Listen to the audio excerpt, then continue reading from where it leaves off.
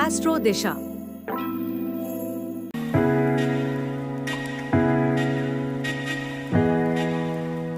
शनि शनि महाशय अभी ट्रांजिट में वक्री हो गए हैं, अर्थात वक्र गति प्राप्त हो गए हैं।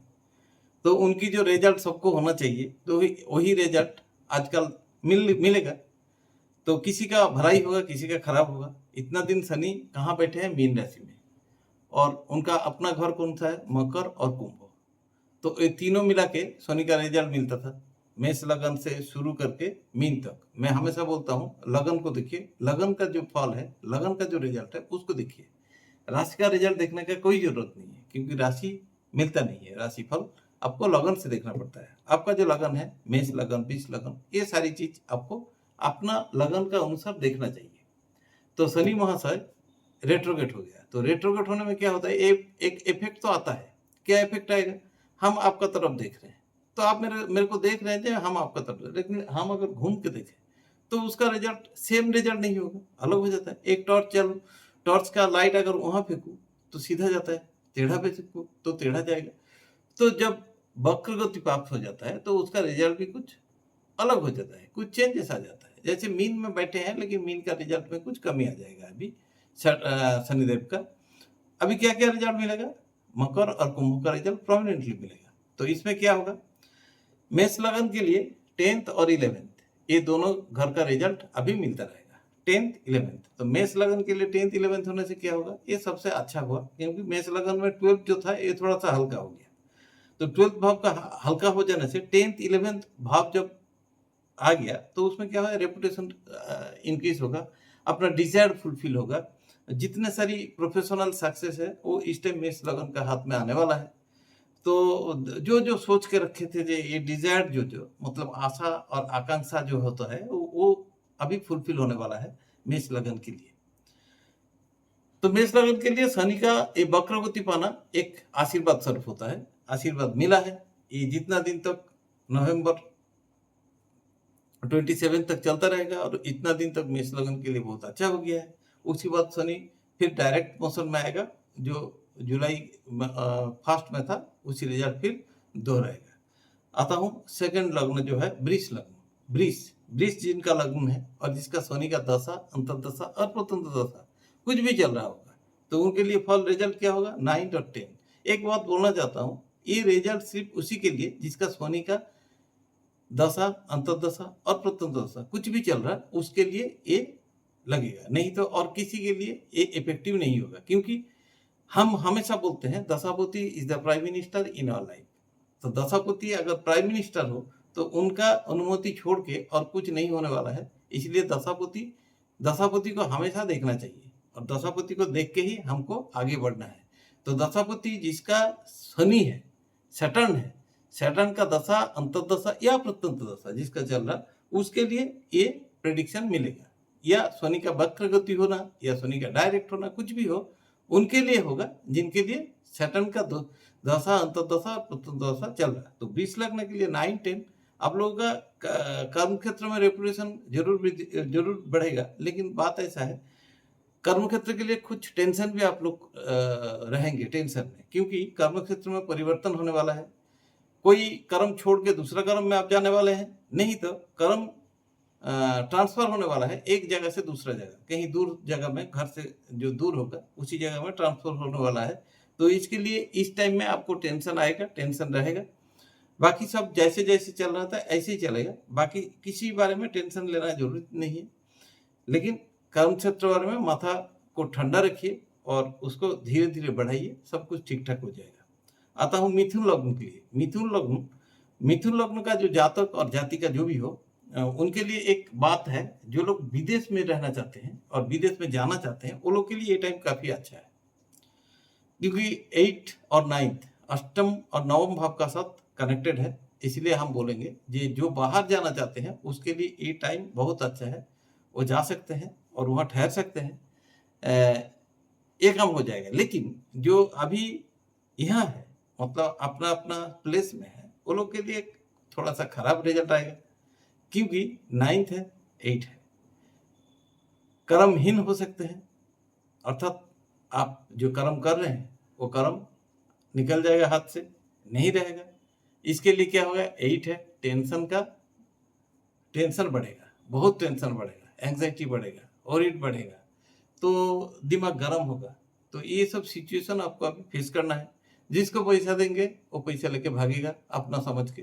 तो इसलिए अभी कुल मिथुन लग्न, जिसका मिथुन लग्न है और शनि का दशा, अंतर्दशा या प्रत्यंतदशा कुछ भी चल रहा है, वो लोग के लिए मेरा सलाह है, अभी माथा दिमाग ठंडा रखिए। श्रम क्षेत्र परिवर्तन होने वाला है, दूसरा कर्म ढूंढ के रखिए। फिर भी मैं बोलूंगा अभी उसको मिलना भी मुश्किल है, लेकिन फिर भी हालात को तो संभालना पड़ेगा, इसलिए थोड़ा दिमाग ठंडा रखिए और सिचुएशन को समझिए और उसी हिसाब से स्टेप लीजिए, ये आपके लिए अच्छा रहेगा। आता हूं कर्क लगने के लिए। कर्क जिसका लगन है, सप्तम अष्टम, 7th और 8th हाउस का कनेक्शन है। इसमें क्या होता है, आपका झमेला या क्या बोलते हैं, चारों तरफ से एक उलझन में अभी आपको बिताना पड़ेगा। मतलब टेंशन रहेगा, एंग्जाइटी रहेगा, और इस टाइम में आपका कुछ चोरी हो सकता है, तो घर में अशांति हो सकता है। ये सब कारण का वजह से कर्क जिसका लग्न है और जिसका शनि का दशा अंतर्दशा चल रहा है, अभी ऐसा हालात और सिचुएशन चलता रहेगा। तो इसको मैं बोलूंगा दिमाग ठंडा रखिए, दिमाग ठंडा रखिए। ये सिचुएशन ज्यादा दिन नहीं चलेगा, जैसे जैसे पीरियड खत्म होगा ये सिचुएशन भी आप उभर के आ सकते हैं। तो इसलिए खुद को भरोसा रखिए और टेंशन से बाहर रहिए। तो ये हो गया आपका कर्क लग्न तक। आता हूं इसके बाद बाकी 4 लग्न। आता हूं सिंह लग्न। सिंह लियो जिसका लगन है, उसका क्या है 6 और 7। 6 होने से क्या है, loss of opponent. Loss of opponent होने से आपको प्रॉफिट मिलेगा। कहाँ मिलेगा, बिजनेस में प्रॉफिट मिलेगा। फैमिली लाइफ में थोड़ा सा हिचकिचाहट रहेगा। हस्बैंड और वाइफ का बीच में कोई थोड़ा सा टेंशन आ सकता है, तो उसको सुलझाने के लिए आपको दिमाग ठंडा रखना पड़ेगा। बिजनेस में थोड़ा बहुत नुकसान आ सकता है, और इस टाइम आपको ज्यादा लेबोरियस होना पड़ेगा, क्योंकि इस टाइम 6 कनेक्टेड है, इसलिए आपको ज्यादा लेबोरियस होके काम को निभाना पड़ेगा। और शरीर का ऊपर थोड़ा सा ध्यान देना चाहिए। 6 हाउस है, अगर 1 का से कनेक्टेड हो जाए तो शरीर खराब हो जाएगा।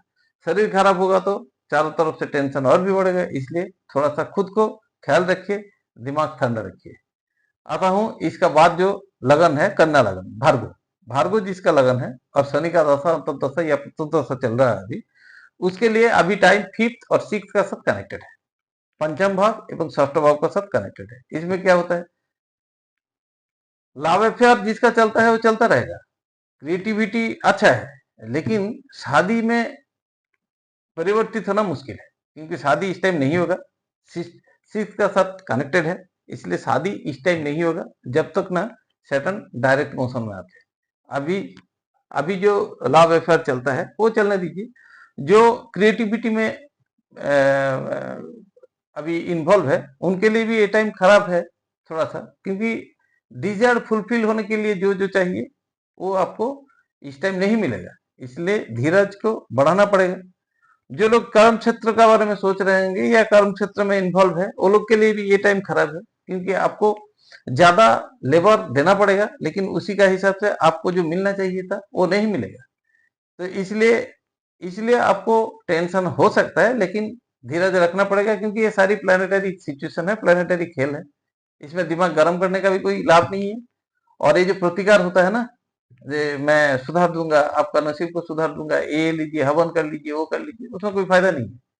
खुद को सुधारना पड़ता है, पहले खुद को सुधार लीजिए, बाकी सब सुधर जाएगा। तो कन्या या भार्ग के लिए यही है, आप लोग शांत रहिए, अभी ज्यादा हिचकिचाहट नहीं चाहिए। आता हूं तुला लग्न, लिब्रा के लिए जो है 4 एवं 5, चौथा भाव एवं पंचमा भाव का कनेक्शन है। 4th हाउस से एडुकेशन मिलता है, 5th हाउस से उसका सक्सेस मिलता है, इंटेलिजेंसी ग्रो होता है, ये सब तो अच्छा हुआ है। लेकिन नौकरी का मामले में अगर बोलूं या प्रोफेशन का बारे में बोलूं, तो जैसे चल रहा था ऐसे ही चलता रहेगा, इसमें कोई परिवर्तित नहीं होने वाला है।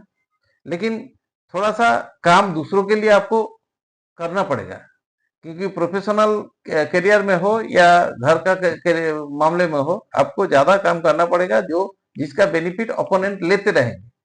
तो ये आपको देना पड़ेगा। बाकी सब ठीक है, हैप्पी आप रहेंगे, फोर्थ हाउस कनेक्टेड है, बाकी सब जैसे था ऐसे है, तो आपका ठीक ही है, खराब नहीं है। आता हूं वृश्चिक लग्न में। वृश्चिक स्कॉर्पियो, स्कॉर्पियो में 3 और 4 का कनेक्शन।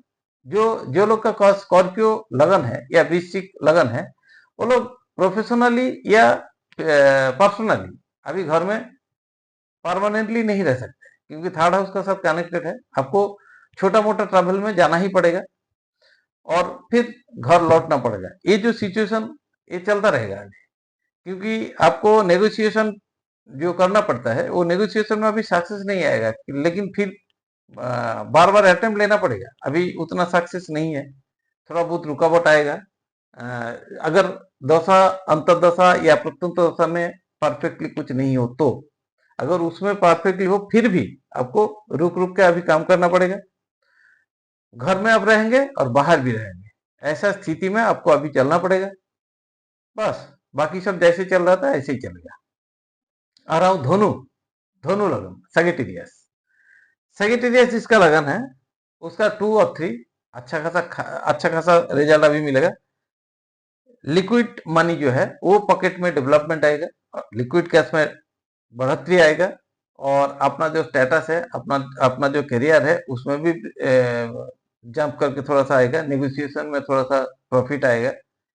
तो अच्छा टाइम चल रहा। ये ट्रांजिट में जैसे ही बकरी आया है, रेट्रोगेशन में आया है सेकंड, तो प्रॉफिट आया है किसका ना, धनु का भी प्रॉफिट मिला है मेष का साथ साथ। तो इसके बाद जो लगन आया मकर लगन, मकर लगन भी काफी अच्छा है। 1 एवं 2 अर्थात फर्स्ट का और सेकंड भाव दोनों का साथ कनेक्टेड है, इसलिए ये भी काफी अच्छा है। अपना अपना सेल्फ स्टेटस वृद्धि, सेल्फ स्टेटस में थोड़ा सा डेवलपमेंट आएगा। आर्थिक विकास का मामले में भी थोड़ा सा डेवलपमेंट आएगा। तो ये दोनों अगर ठीक रहे तो सब ठीक है, खराब नहीं है। बाकी सब एज यूजुअल जैसा था ऐसा ही रहेगा।